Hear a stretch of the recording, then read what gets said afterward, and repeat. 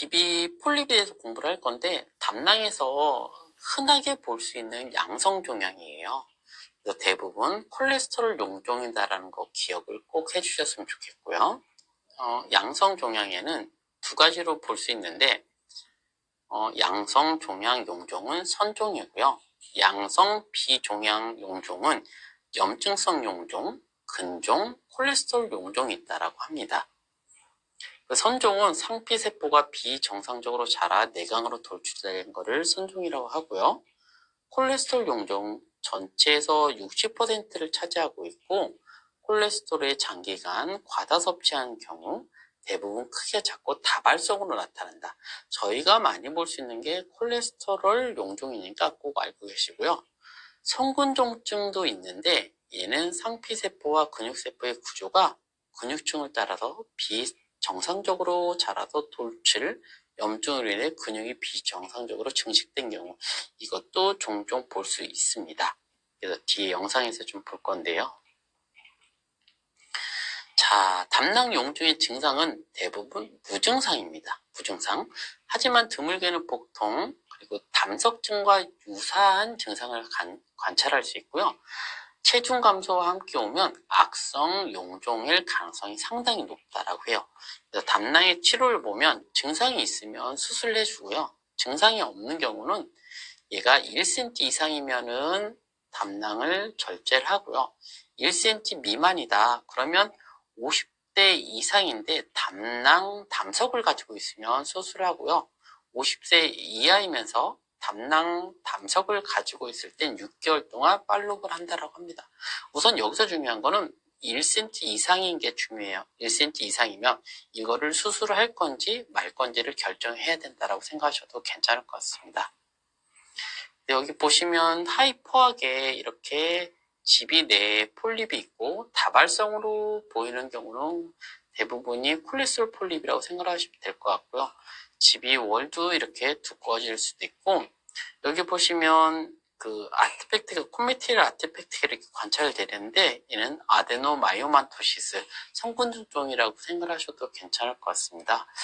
지금 집이 내로 이렇게 에코제닉하고 내부는 시스틱한 체인지로 보이는 폴립 메스 같은 게 집이 내로 돌출되어 있는데 이렇게도 보일 수 있다는 거.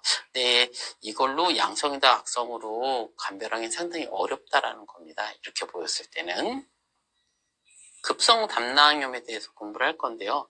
이 급성 담낭염은 여기 보시면 담석, 수술 후 협착, 종양, 당뇨, 간염비식 등이 발생을 하는데 담관이 폐쇄되고 담즙이 농축되고 염증을 발생한대요. 그러다가 세균 감염으로 발생을 하는 건데 거의 대부분이 담석에 의해서 발생을 한다고 생각하셔도 괜찮을 것 같습니다.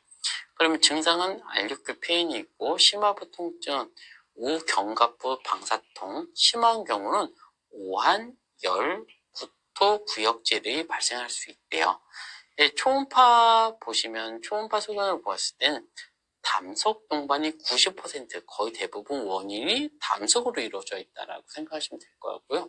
월피 사인이 나타날 수 있다.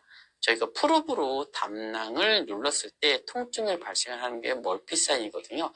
이런 사인이 보이거나 그리고 담낭 벽이 비우될 수 있대요.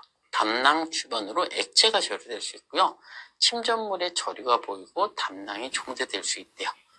때때로 문맥염, 천공도 발생할 수도 있다라고 하는데 선생님들은 지금 1번부터 6번까지는 좀 기억을 해주셨으면 좋겠습니다. 급성 담낭에서 나타날 수 있는 특징이요. 어깨도 콜레시스타이티스에서 돌이 없이 염증을 발생하는 경우도 있어요. 그래서 스톤이 없는 상태에서의 담낭 급성 염증이라고 생각하시면 되는데 이거는 담낭 절제술의 5에서 10%를 차지할 수 있고요. 특히 어린아이 또는 혈관 질환 있는 고령자, 골수이식, 에이즈 환자, 항암 치료 환자에서 발생할 수 있다고 합니다. 우선 여기서는 돌이 없이도 담낭염에 걸릴 수 있다는 거. 증상으로 봤을 때는 젊은 여성과 고령 환자로 나눌 수 있는데 젊은 여성의 알리코페인, 통증, 열, 백혈구 수치가 증가되고요. 고령 환자에서는 알리코페인이 동반하지 75%가 없고 설명되지 않는 열, 저혈압, 백혈구 수치가 증가됐을 때는 의심을 해봐야 되고요. 스톤이 있는 담낭염보다 급격히 진전된대요. 그래서 50% 정도는 천공을 유발할 수 있고요. 그리고 궤저 등 합병증을 발생하고 1%는 사망할 수 있대요. 그러니까 돌이 있는 경우보다 조금 더 담낭염이 더욱더 악화될 수 있다는 것까지 기억해 주셨으면 좋겠습니다. 여기 급성 담낭염에서 이렇게 스톤이 GB 월도 시크닝 돼 있고 스톤도 발생을 하고 있거든요.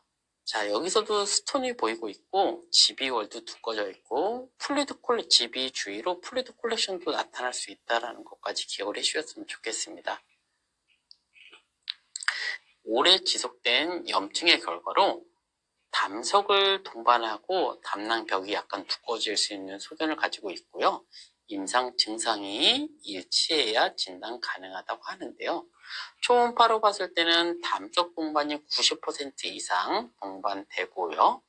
담낭벽은 미만성 또는 국소적으로 두꺼워질 수도 있고 담낭벽이 고에코로 관찰이 된대요. 그리고 섬유화로 담낭이 위축되어 있고요.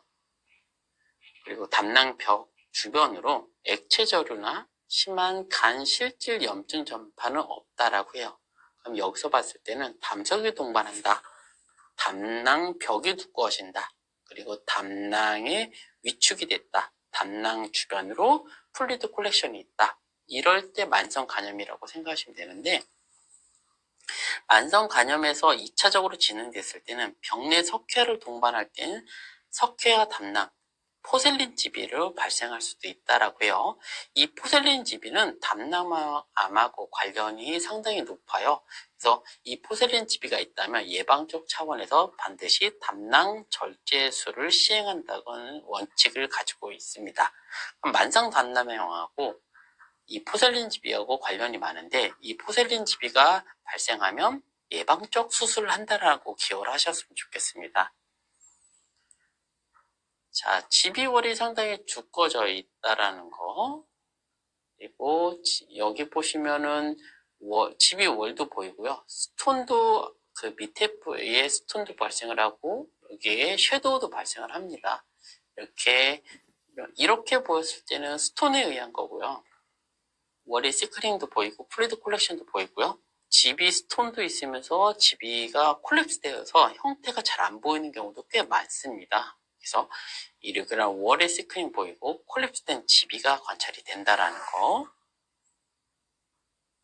자, 포셀린 지비인데 이 포셀린 지비는 담낭 월이 석회화된 거예요. 그래서 월 자체부터 하이퍼하게 관찰이 되면서 섀도우가 발생을 하는 거라고 생각하셔도 돼요.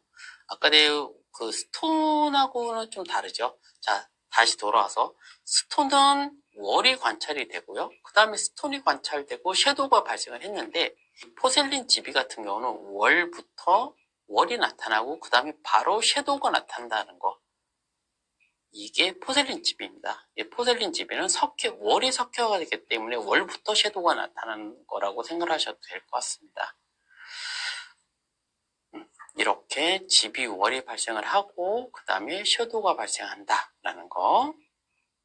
그 다음에 칼시노마인데요. 이 칼시노마 같은 경우는 담낭암은 세 가지로 생각하시면 병태학적으로는 세 가지 생각하시면 되는데 폴리포이드 용종성 종괴고요. 담낭 내로 종양이 돌출된 거고 벽 비우성 종괴라고 해요. 그래서 국소적 또는 미만성으로 담낭벽 비우의 형태로 구분한다라는 거.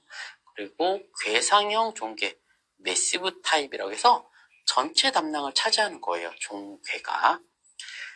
대부분 세포에서 발생하는 선종암이다. 아데노칼시노마가 80%를 차지한다는 거 기억을 해주셨으면 좋겠고요. 간과 림프절 전이를 가지고 있다는 거. 지금 이렇게 담낭 내부로 돌출되어 있는 에코제닉한 폴립 형태의 메스가 보이는데 이 메스가 1cm 이상이면서 그리고 칼라 매핑을 했을 때 이렇게 그 메스 내부로 칼라 매핑이 되면은 칼시노마일 가능성이 상당히 높습니다. 자, 지금 여기 보시면 이쪽에 보시면 담낭 안쪽으로 돌출되어 있는 메스인데 상당히 오래 그 내부는 시스틱한 체인지를 가지고 있잖아요. 이런 경우도 담낭암일 가능성이 상당히 높다라고 하고 양성 용종하고 구별하기 상당히 어렵습니다. 지금 여기 우측에 보시면 칼라 매핑을 했을 때 포컬하게 칼라 도플러가 들어가고 있거든요. 이럴 때 칼시노마일 가능성이 상당히 높다라고 생각하시면 될 것 같고요. 이렇게 전체적으로 메스가 집이 전체를 침범한 경우도 보일 수 있다는 거 꼭 기억해 주셨으면 좋겠습니다.